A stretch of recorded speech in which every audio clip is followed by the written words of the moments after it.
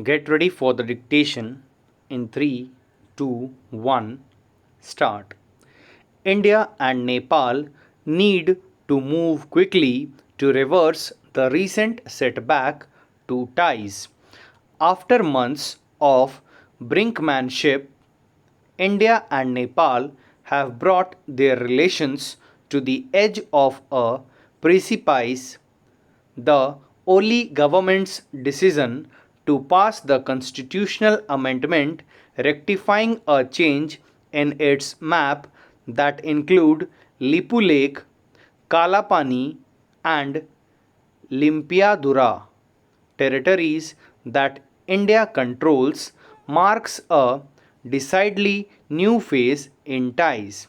While the issue is an old one, it resurfaced in 2019 when New Delhi published new political maps to reflect the changes following the decision on August 5 to reorganize the state of Jammu and Kashmir, and Nepal objected to the depiction of disputed territory. In 2000 and 2014, India and Nepal agreed to hold talks about Kalapani and Susta without much success. Matters snowballed when India's defense minister inaugurated a surfaced road over the territory when Nepal protested. Indian Army Chief General Naravane suggested it was at the behest of China. At the base of the rift is the lack of diplomatic maneuvering to allow a step back from the brink. While New Delhi contends that it was willing to discuss matters at a mutually convenient date. Kathmandu says the MEA has rejected two dates suggested by the Nepal MOFA and has routinely dismissed requests from the Nepal ambassador for a meet with the foreign secretary. That the MEA said Kalapani talks could wait until both countries had dealt with the coronavirus pandemic first. Further enraged the Oli government, which has pointed out India's participation by video conference in bilateral and multilateral meetings.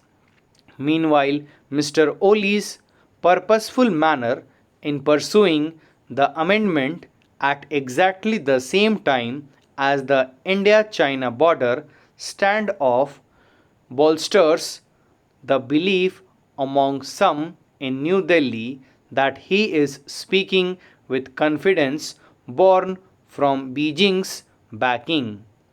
Regardless of the truth of those accusations or who is more responsible for the downslide in ties, the speed with which the constitutional amendment was passed has left little space for diplomacy now.